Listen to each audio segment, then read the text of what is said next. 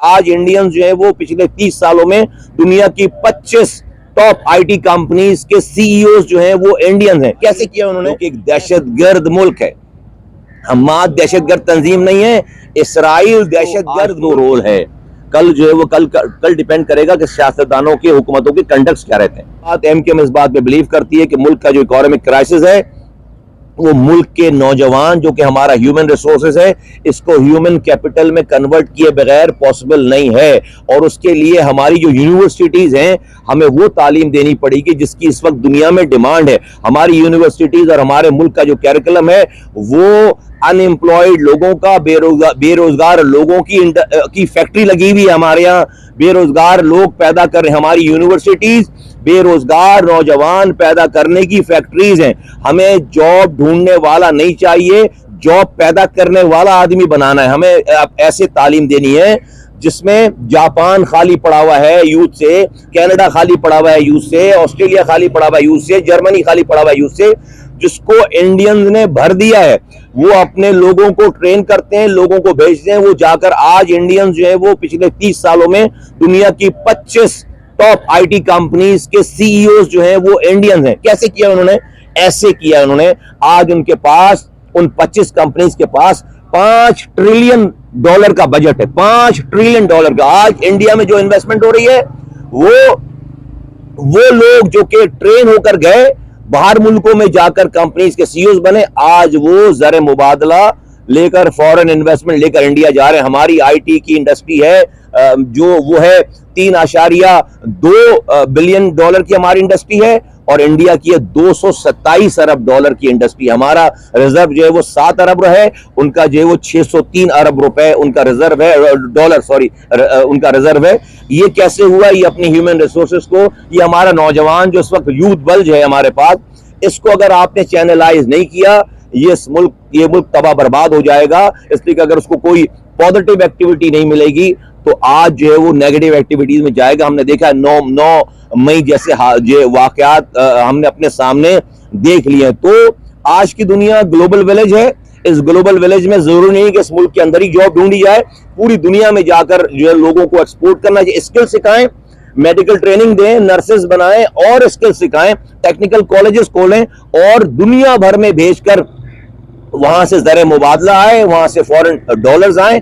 इस तरह से पाकिस्तान इस इकोनॉमिक, हमें नॉलेज बेस इकोनॉमी क्रिएट करनी है, नॉलेज बेस इकोनॉमी क्रिएट करनी, वो तालीम देना है अपने नौजवानों को जिसकी दुनिया में डिमांड है। आज ये काम नहीं हो रहा है, आज ये काम नहीं हो रहा। हम बस दकियानूसी किस्म की तालीम देते चले जा रहे हैं जिससे बेरोजगार लोगों का एक समुंदर बनता चला जा रहा है जो कि इस मुल्क को तबाह बर्बाद कर देगा। अब दूसरी बात जो इस वक्त दुनिया में चल रहा है और एक ही टॉपिक है वो है फलस्तीन इसराइल, जो कि एक दहशतगर्द मुल्क है। हमाद दहशतगर्द तंजीम नहीं है, इसराइल दहशतगर्द मुल्क है। और उसकी जो लोग, जो कंट्रीज जो पुष्पनाई कर रहे हैं वो दहशतगर्द की पुष्पनाई कर रहे हैं, रियासत दहशतगर्द की पुष्पनाई कर रहे हैं। अब ये आज दुश्मन और जो दहशतगर्द मुमालिक हैं या इसराइल है वो तो अपने अज़ाइम से नहीं रोक रहा। सवाल आ जाता है मुस्लिम उम्मा का, मुस्लिम उम्मा जो हशर है उसका, तो वो सबके सामने है। आज हमें ये बताने की जरूरत है और इंशाअल्लाह ताला वो वक्त आ जाएगा कि इसराइल को और उसकी पुष्पनाई करने वालों को बताने की जरूरत है कि फलस्तीन के 20 लाख सिर्फ मुसलमानों को फलस्तीनी समझकर और उस खित्ते की उस जमीन को आप जमीन समझकर फलस्तीन की अगर आप समझते हो उनको वाइप आउट कर देंगे तो हमें पता हो जाएगी। हमें यह बताना है कि हर मुसलमान फलस्तीनी है, हमें यह बताना है कि जहां जहां मुस्लिम कंट्रीज है वो चप्पा चप्पा फलस्तीन का चप्पा है। फलस्तीनी 20 लाख लोगों को आपको शहीद करने से, बच्चों को शहीद करने से आजादी नहीं मिलेगी। अगर आपको आजादी चाहिए तो 3 अरब मुसलमानों को मारना पड़ेगा। ये मैसेज जिस वक्त चला गया मुसलमानों की तरफ से, उम्मा की तरफ से, लोगों की तरफ से, मैं हुक्मरानों की बात नहीं कर रहा हूं, मैं सारे आलम के मुसलमानों की बात कर रहा हूं। हुक्मरान तो फारिग है, मुसलमानों की बात कर रहा हूं जो कि पूरी दुनिया में उठ रहे हैं, अमेरिका जैसे मुल्कों में उठ रहे हैं, यूरोप जैसे मुल्कों में उठ रहे हैं। जिस दिन ये मैसेज चला गया फिर कोई जहाज जो है वो बमबारी करने के लिए इसराइल से उड़कर फलस्तीन नहीं जाएगा। हमें ये काम करना पड़ेगा। और फिर जो वईदें हैं, जो जो जो पेशन गोइयाँ हैं, और सरकार आलम सरकार दो आलम हज़रत मोहम्मद मुस्तफ़ा सल्लल्लाहु अलैहि वसल्लम जो कह गए, फरमा गए, और उनका उसका जो मफहूम है कि भाई मशरिक़ से काफ़िला आएगा जो जो जो फ़लस्तीन, जो बैतुल मुक़द्दस फतह करेगा। अब मशरिक़ में तो हम हैं, अब हमारा ही हाल, हम तो गटर मिला पानी पी के सो जाते हैं, हमें तो तकलीफ ही नहीं है।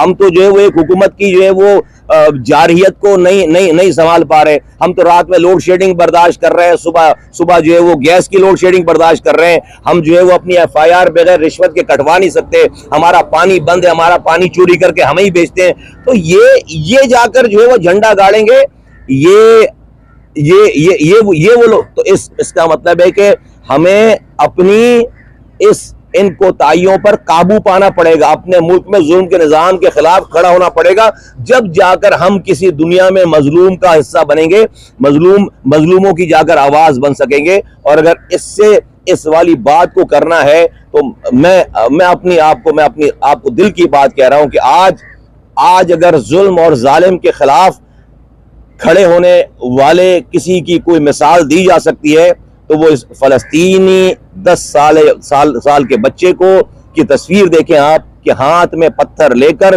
वो सुपर पावर के टैंक के आगे पत्थर लेकर खड़ा है और हिल नहीं रहा।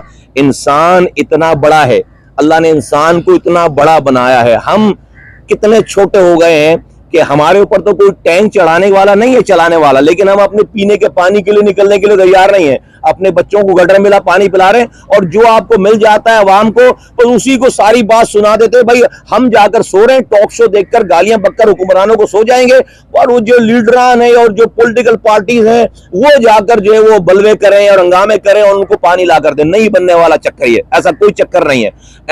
ये हालात नहीं बदल, हर किसी को निकलना पड़ेगा, हर किसी को अमन के साथ निकलना पड़ेगा। पहले अपने मुल्क से जुल्म खत्म करो, जब जाकर किसी इंटरनेशनल तहरीक का हिस्सा बन सकते हो, अपनी दीनी जिम्मेदारियां पूरी कर सकते हो। और वो जिम्मेदारी पहले अपने घर से शुरू होती है।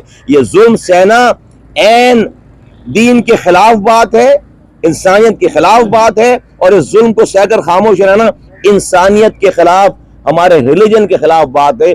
1 मिनट में ये मुट्ठी भर जागीरदार, वडेरे, सरमायादार जो हम पर जुल्म कर रहे हैं, ये तहस नहस हो सकते हैं, लेकिन लोग निकलें तो लोग निकलने के लिए तैयार ही नहीं है, इसलिए जुल्म बढ़ता चला जा रहा है। हमारी कोशिश है लोगों को आवाज दें, और अल्लाह ने चाहा तो इंशाअल्लाह ताला एक वक्त आएगा, ये शहर 3 करोड़ की आबादी है, जिस दिन 2 करोड़ इंसान अपने पानी के लिए, अपने रोजगार के लिए, अपने कोटे सिस्टम को खत्म करने के लिए, अपनी बिजली के लिए, अपने इंसाफ के लिए रोड पर निकल कर आ गए अमन के साथ अपने बच्चों को लेकर।